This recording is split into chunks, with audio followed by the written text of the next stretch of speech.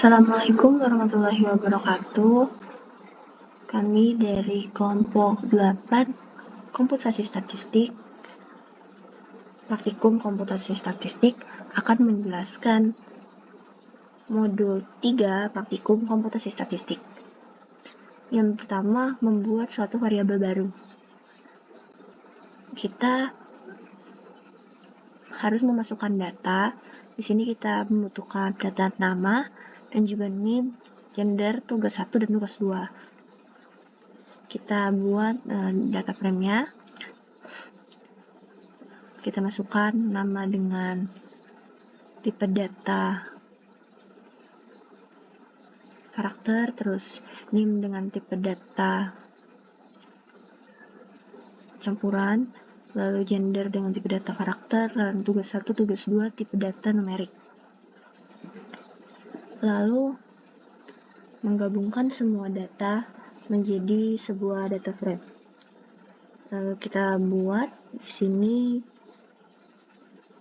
data nilai sama dengan data frame, nama, NIM, gender, tugas 1, tugas 2. Lalu kita panggil data nilainya, jadinya sebuah data frame berbentuk tabel seperti ini. Lalu kita mencoba menambahkan variabel ke data frame. Kita coba buat data nilai untuk tugas 3 dan tugas 4. Lalu dibuat dengan tipe data numeriknya. Jumlahnya tuh disesuaikan dengan jumlah baris yang sebelumnya. Di sini kan ada 10, berarti ini juga yang dimasukkan harus 10. Lalu dipanggil data nilai dan akan muncul data frame dengan kolom nama, NIM, gender, tugas 1, tugas 2, tugas 3, dan tugas 4. Baik, selanjutnya saya akan melanjutkan ke bagian merging data. Merging data ini adalah proses penggabungan dua atau lebih dataset menjadi satu dataset berdasarkan kolom dengan nilai yang sama. Nah, untuk merging data di sini, jadi sebelumnya itu kan kita punya dataset data nilai. Nah, kemudian kita buat dataset baru yang isinya nih ada dua kolom, yaitu nilai praktikum dan juga nilai kuis. Di mana setiap nilainya ini merupakan nilai dari sesuai indeksnya. Misal indeks pertama, maka nilai praktikum dari indeks pertama merupakan nilai praktikum dari nilai indeks pertama pada dataset sebelumnya gitu. Nah, di sini ada nilai praktikum dan nilai kuis dimasukkan ke dalam data frame bernama nilai tambah, di mana data frame ini nanti isinya ada nama, nilai praktikum, dan juga nilai kuis. Nah, di sini kita lihat outputnya, namanya itu sesuai dengan dataset sebelumnya, dari Aldo sampai Horikita, sampai Juminten maksudnya. Jadi indeks pertama itu kan Aldo. Di sini nilai dia tuh di praktikum 80, nilai kuis 80. Jadi sesuai indeksnya tuh sesuai dengan uh, data dari nilai praktikum dan nilai kuis. Kemudian ke bagian merging datanya itu menggabungkan dataset nilai, data nilai dan juga data nilai tambah berdasarkan nama. Jadi kita lihat di sini merge menggunakan fungsi untuk merging data. Di sini kita menggunakan fungsi merge, kemudian dua dataset yang ingin digabung yaitu data nilai dan juga nilai tambah. Hasilnya atau outputnya kita bisa lihat di sini ada nama, NIM, kemudian gender, tugas 1, tugas 2, tugas 3, tugas 4, total nilai, kemudian nilai akhir, dan juga keterangan serta nilai praktikum dan nilai kuis. Jadi yang ditambahkan itu nilai praktikum dan nilai kuis. Ini untuk bagian merging data. Selanjutnya kita ke bagian reshape data. Nah, reshape ini adalah proses mengubah format atau struktur data tanpa mengubah isinya. Nah, tujuan dari reshape ini untuk menyusun data dalam format yang lebih sesuai dengan kebutuhan analisis atau visualisasi. Dalam konteks analisis data, reshape ini biasanya melibatkan transformasi. Transformasi dari bentuknya yang awalnya white menjadi long atau long menjadi white. Nah, di sini pertama itu di sini kita menambahkan kolom IPK dan status. Jadi IPK-nya itu dari 3,4 untuk indeks pertama, seterusnya kemudian status juga sama, cuti untuk indeks pertama. Jadi untuk status ini ada 3, cuti, lulus, dan juga baru. Kemudian dibuat data frame dan dibuat dataset menjadi data underscore MHS atau data mahasiswa yang isinya tuh ada nama, NIM, gender, dan juga IPK serta status yang baru saja dibuat. Nah, di sini kita bisa lihat outputnya. Ada nama, name, gender, IPK, serta status. Kemudian untuk reshape-nya, di sini kita mengubah bentuk long ke bentuk wide menggunakan fungsi reshape. Nah, karena kita mengubahnya dari long ke wide, maka direction-nya itu wide. Karena kita mengubah bentuknya menjadi wide. Kemudian kita panggil datanya itu yang sudah dirubah ke bentuk wide, munculnya seperti ini. Jadi untuk nama, name, kemudian gender, di sini ada IPK cuti, IPK lulus, IPK baru, artinya IPK untuk mahasiswa yang cuti, IPK untuk mahasiswa yang lulus, dan juga IPK untuk mahasiswa baru. Nah, di sini kita bisa lihat apabila dia IPK mahasiswa cuti, apabila status mahasiswa tersebut cuti, maka nilai untuk IPK lulus dan IPK barunya NA alias tidak ada karena nilai dia ada pada IPK cuti. Begitupun seterusnya untuk lulus dan juga baru, maka nilai untuk kolom lainnya itu adalah NA. Selanjutnya, kita mengubah dari wide ke long. Sini kita menggunakan fungsi reshape. Kemudian membuat list yang isinya tuh ada IPK cuti, IPK lulus, dan juga IPK baru. Dengan directionnya 1. Kemudian kita lihat outputnya. Di sini kita bisa lihat Aldo, NIM-nya 1123, gendernya M, time-nya 1, IPK cuti dengan ID-nya 1. Nah, ID ini adalah indeks ya, indeks dari mahasiswanya itu. Jadi kalau dia pada urutan pertama, indeksnya 1, itu seterusnya.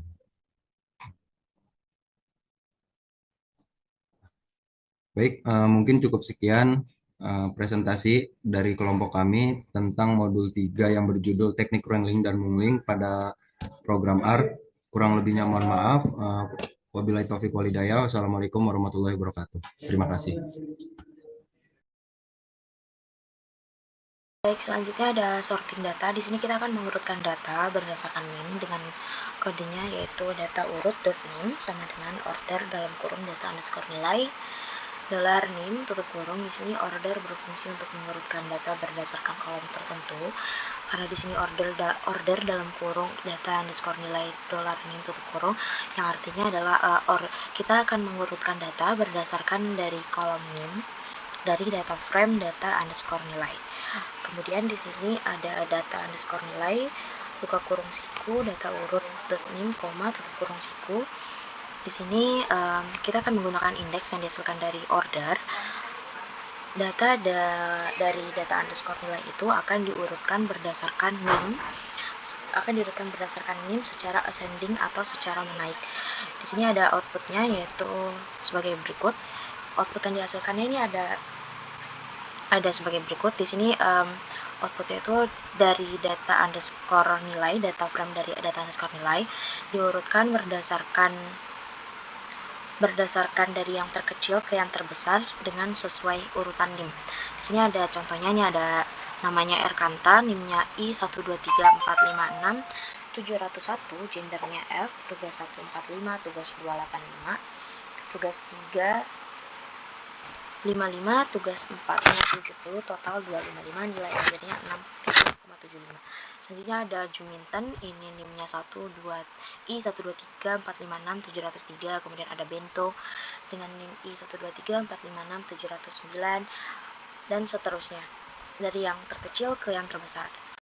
Kemudian selanjutnya ini ada mengurutkan data berdasarkan nilai terbesar ke nilai total terkecil dengan kodenya yaitu data urut nilai underscore akhir sama dengan order dalam kurung buka kurung data underscore nilai dolar nilai underscore akhir koma decreasing sama dengan true.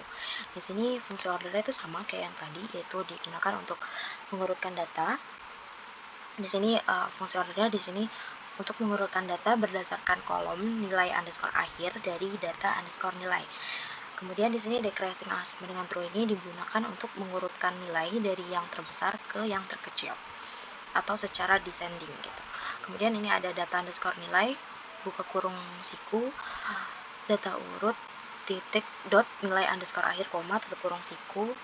Di sini berfungsi untuk di sini kita menggunakan indeks yang dihasilkan dari order yang tersimpan di variabel data urut dot nilai underscore akhir, di mana dari data underscore nilai diurutkan berdasarkan nilai underscore akhir dari yang tertinggi ke yang terendah. Adapun outputnya sebagai berikut.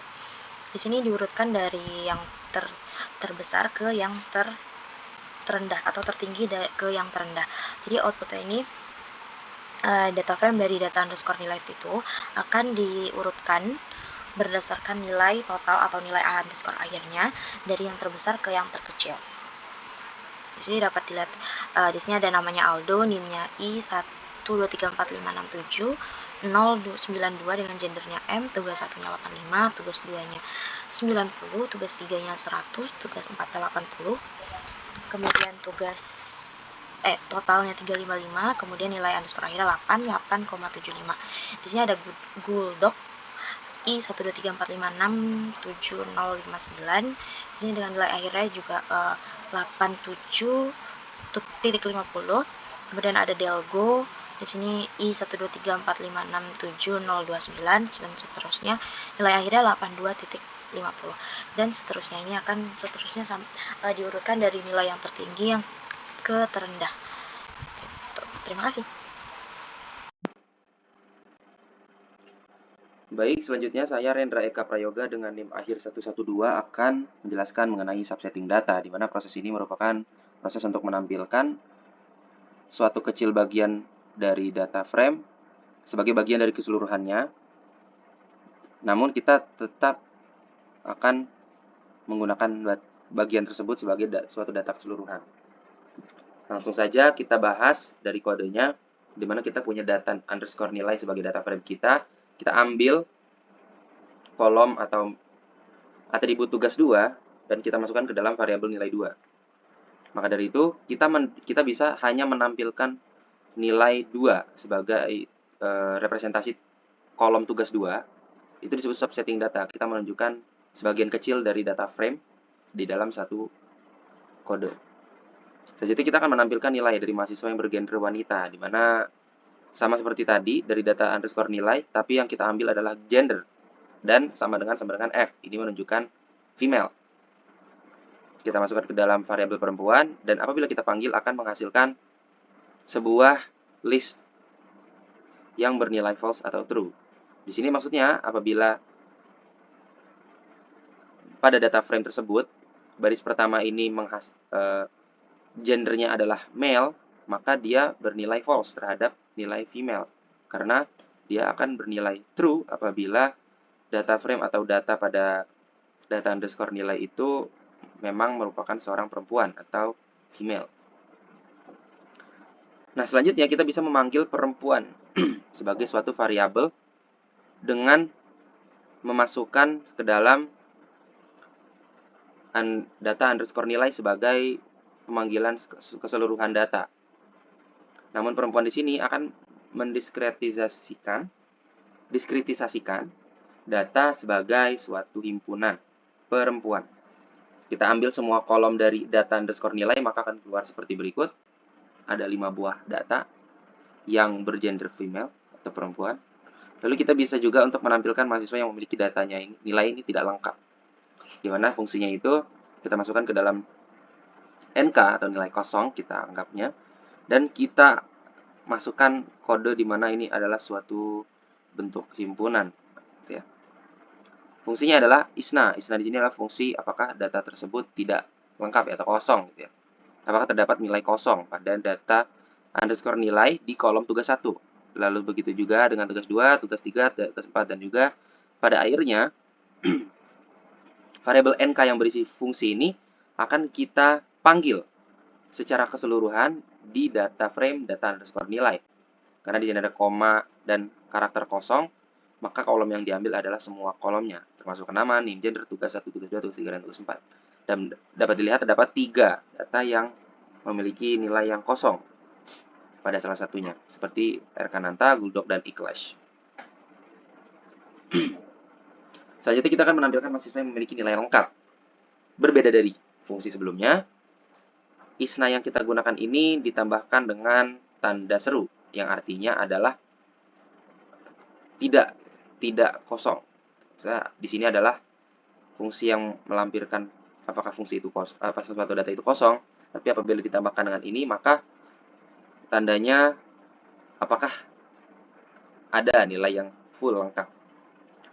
Lalu kita terapkan semuanya dan kita masukkan ke dalam fungsi data underscore nilai yang kita ambil parameternya nilai lengkap, lalu keluar seperti ini. Dan ada 1, 2, 3, 4, 5, 6, 7. Ada 7 buah data yang lengkap. Di mana tugas 1, tugas 2 hingga tugas 4 itu full, tidak ada data kosong. Nah, setelah itu kita telah mengetahui nilai kosong. Nah, apa yang harus kita lakukan sebagai proses untuk memperbaiki data ini? Maka kita akan mengganti nilai kosong tersebut dengan nilai tertentu. Sebagai contoh, kita ambil di sini data kosong pada tugas 1, kolom tugas 1 di data frame data underscore nilai. Kita masukkan fungsi apakah terdapat nilai kosong pada kolom tersebut. Apabila iya, maka akan dimasukkan nilai 70 pada data yang kosong tersebut di kolom tersebut. Begitu juga dengan tugas 2, kita masukkan angka 85, tugas 3 kita masukkan angka 90. Maka setelah kita panggil, semua data kosong yang terdapat pada tugas 1 hingga tugas 4 itu akan terisi sesuai dengan kebutuhannya. Seperti contoh kita ambil 1, ikhlas di sini memiliki nilai tugas 1 70, di mana sebelumnya beliau itu mendapatkan nilai tidak ada atau NA ya, kosong nilai di tugas 1. Dan setelah fungsi penggantian nilai kosong ini, maka nilainya akan berubah menjadi 70. Selanjutnya, kita akan mencari mahasiswa yang memiliki nilai di atas passing grade. Di sini juga melakukan penentuan dengan subsetting, di mana di sini terdapat subset dari masing-masing kolom. Apabila kolom tersebut memiliki nilai yang lebih dari 60 pada tugas 1 hingga tugas 4, dan tidak ada nilai yang tidak lengkap pada nilai tugas 1 hingga tugas 4, itu maka akan ditampilkan sebagai suatu data frame baru yang memiliki nilai total itu di atas passing grade. Seperti itu. Jadi semua nilai di sini di atas 60 sebagai passing grade. Maka ada 6 orang yang memenuhi kriteria tersebut. Baik, selanjutnya kita akan melanjutkan ke recoding data, di mana recoding data ini kita berusaha untuk menuliskan ulang suatu data, atau kita mengkodekan ulang suatu data sesuai dengan kebutuhan yang kita inginkan. Seperti contoh, kita akan membuat data baru total untuk menjumlah keseluruhan nilai. Tadinya kita tidak memiliki kolom total di sini ya, untuk menjumlahkan tugas. Tapi karena kita memiliki recoding data, kita bisa membuat